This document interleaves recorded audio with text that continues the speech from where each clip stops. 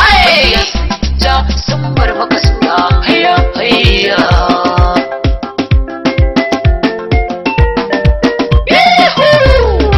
sama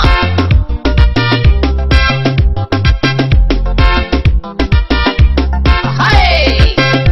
yana